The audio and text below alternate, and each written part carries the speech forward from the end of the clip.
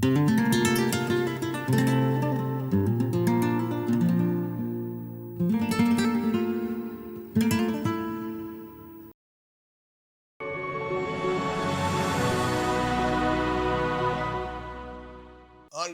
இயேசு கிறிஸ்துவினுடைய நாமத்தினாலே உங்கள் அனைவருக்கும் எங்களுடைய அன்பின் வாழ்த்துக்கள். தினம் ஒரு வாக்குத்தத்த நிகழ்ச்சி மூலியமாய் காலையில் இந்த அதிகாலையில் உங்களை சந்திப்பது எங்களுக்கு மிகவும் மகிழ்ச்சியாக இருக்கிறது. இந்த காலை வேளையில் யாத்ராகமம் புத்தகத்தில் 32வது அதிகாரம் 13வது வசனத்தை வாசிக்க கேட்கலாமா? உமது தாசராகிய ஆபிரகாமையும் ஈசாக்கையும் இஸ்ரவேலையும் நினைத்தருளும் உங்கள் சந்ததியை வானத்து நட்சத்திரங்களைப் போல பெருக பண்ணி நான் சொன்ன இந்த தேசம் முழுவதையும் உங்கள் சந்ததியார் என்றைக்கும் சுதந்திரத்துக் கொள்ளும்படிக்கு அவர்களுக்கு கொடுப்பேன் என்று உம்மை கொண்டு அவர்களுக்கு ஆணையிட்டு சொன்னீரே என்று கெஞ்சி பிரார்த்தித்தான். நல்ல கவனிக்கு. இன்னைக்கு என்ன தலைப்புன்னு கேட்டீங்கன்னா, காலையில ஆண்டவர் நமக்கு சொன்னதை, நமக்கு ஆணையிட்டு சொன்னதை ஆண்டவர் செய்யும்படியா நம்ம கெஞ்சி பிரார்த்தித்தான். அப்படின்னா ஜபம் பண்ணினான். நீங்களும் நானும் பல வருடமாய் 10 வருடங்களுக்கு முன்பாக வாக்குத்தத்தத்தை தரிசனத்தை கண்ட நீங்க, சில ஆண்டுகளுக்கு முன்பாக ஆண்டவர் உங்களோடு கூட பேசினார் என்று சொல்லி பைபிள் அண்டர்லைன் பண்ணி இருக்கிற நீங்க, அந்த நம்பிக்கையோடு காத்திருக்கிற நீங்க, ஏசப்பா எனக்கு சொன்னீங்களே, எனக்கு வாக்கு கொடுத்தீங்களே, ஆனால் இத்தனை காலமாகி இத்தனை வருடமாகி கூட இன்னும் எனக்கு நடக்கலையேன்னு ஆண்டவர் சமூகத்தில் கெஞ்சி கொண்டு இருக்கிற உங்களுக்கு இந்த காலையில் தேவ ஆவியானவர் பேசுகிறார். இங்கே மோசே கேட்கிறார், ஆணையிட்டு சொன்னீரே, என் முற்பதாக்களுக்கு சொன்னீரே, எல்லாவற்றையும் கொடுப்பேன் என்று சொல்லி உங்கள் பேரில். அப்போ இன்னைக்கு தேவனுடைய பிள்ளைகளை நம்ம யோசித்து பார்க்கணும். நாமளும் உபாசிக்கிறோம், ஜெபிக்கிறோம், ஆண்டவர்கிட்ட கெஞ்சி கேட்குறோம், ஆண்டவரே இனிமேலாவது எனக்கு இறக்க மாட்டீங்களா, இனி என்னால் தாங்க முடியல சுவாமி, எனக்கு உதவி செய்யுங்கப்பா. அவங்கவுங்க தனி ஜபத்தினுடைய ரகசியம் உங்களுக்கு தெரியும், உங்க வழி உங்களுக்கு தெரியும்.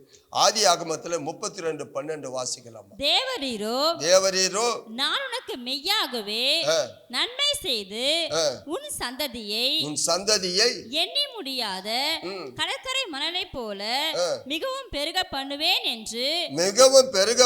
என்று சொன்னீரே என்றான். பயந்துகிட்டு ஓடுறார் யாக்கோப்பு. அந்த யாக்கோப்பு ஓடுகிற இடத்துல ஒரு இடத்துல வனாந்திரமான இடத்துல கல்லை வைத்து படுக்கிறார். அங்கே தேவதூதன் அங்கே வானத்துக்கும் பூமிக்கு ஏணி வைக்கப்பட்டு இறங்கி வந்து வாக்கு கொடுக்கிறார். எத்தனையோ வருடங்களுக்கு முன்பாக வாக்கு கொடுக்கிறார். ஆதியாகமம் 28:14 வாசிக்கலாம். உன் சந்ததி பூமியின் தூளை போல் இருக்கும். நீ மேற்கேயும் கிழக்கேயும் வடக்கேயும் தெற்கேயும் பரம்புவாய்.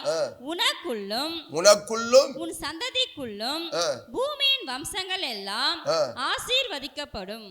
பாருங்க, அவர் யாக்கோப்புக்கு எங்க கொடுக்கிறாரு?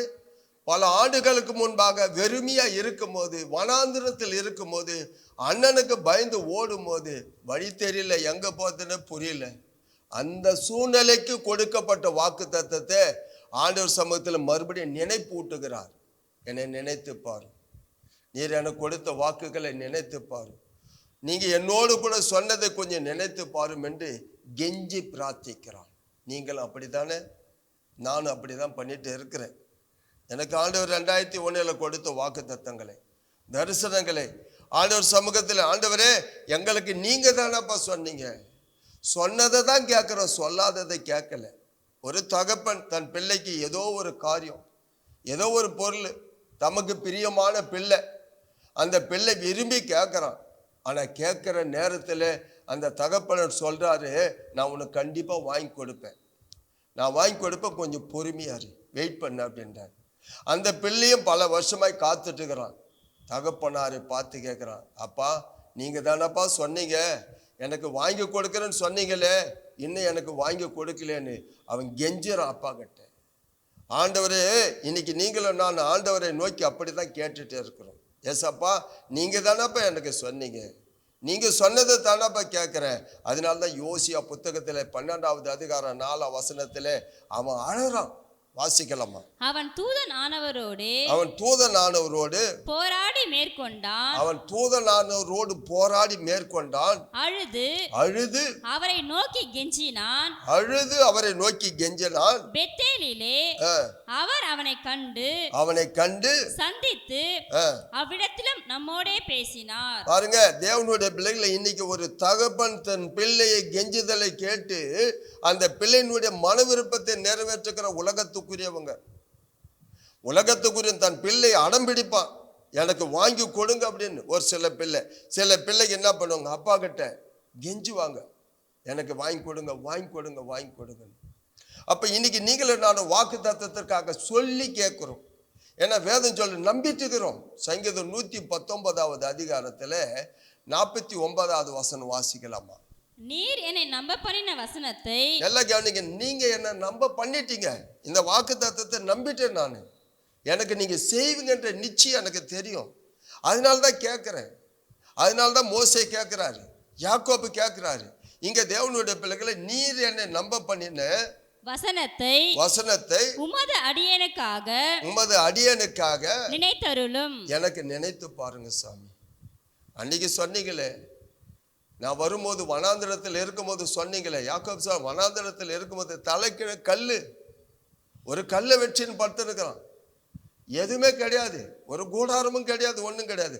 ஒருவேளை உங்களுக்கு வீட்டை கொடுப்பேன்னு சொல்லி இருப்பார், ஒருவேளை உனக்கு வேலையை கொடுப்பேன்னு சொல்லி இருப்பார், ஒருவேளை உனக்கு கர்ப்பத்தின் கண்ணியை கொடுப்பேன்னு சொல்லி இருப்பார், ஒருவேளை உன் வாழ்க்கையில உயர்த்துவன், எனக்கு உன்னை பூமியில சகல ஜாதியில மேன்மை வைப்பேன்னு சொல்லி இருப்பார், உன் வெக்கத்துக்கு இரட்டிப்பான பலனை தருவேன், என்னவோ ஒரு வாக்குத்தத்தம் உனக்கு கொடுத்துட்டார். அதை நீ நம்பிட்ட, அந்த வார்த்தையை நம்பி இருக்கிற, கண்டிப்பா செய்வார் நம்பி இருக்கிற.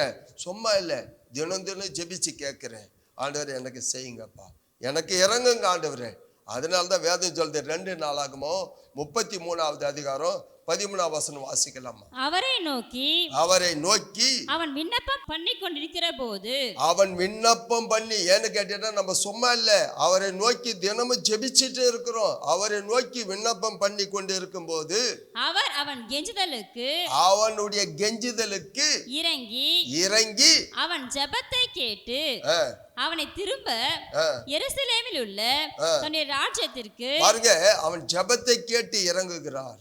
இன்னைக்கு நீங்களும் நானும் தேவனுடைய பிள்ளைகளே, ஆண்டவர் உன்னுடைய கெஞ்சுதலுக்கு இறங்குவார், உன்னுடைய கூப்பிடுதலுக்கு பதில் கொடுப்பார். அவர் கொடுக்கிறது மட்டும் இல்லை, உனக்கு சொன்னதை செய்து முடிப்பார்.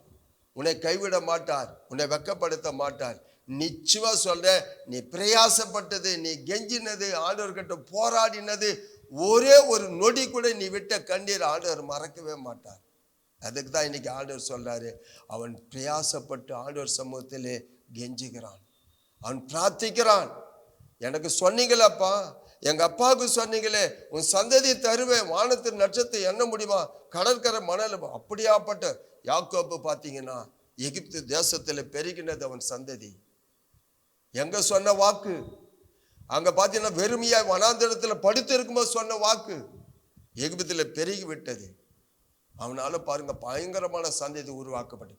உனக்கு வாக்கு கொடுத்து இருக்கிறார், நீ வெறுமையா இருக்கும் போது கொடுத்து இருக்கிறார், வீடு இல்லாத போது கொடுத்து இருக்கிறார், வனாந்திரத்தில் இருக்கும்போது, கடன் பிரச்சனையில் இருக்கும்போது, நீ அநேக ஜாதிகள் கடன் கொடுப்பாய், கடன் வாங்காது இருப்பான்னு சொல்லி இருக்கலாம். ஒருவேளை வியாதியா இருக்கும் போது நான் உன்னை குணமாக்குவேன்னு சொல்லி இருக்கலாம், நானே உனக்கு பரிகாரம் சொல்லி இருக்கலாம்.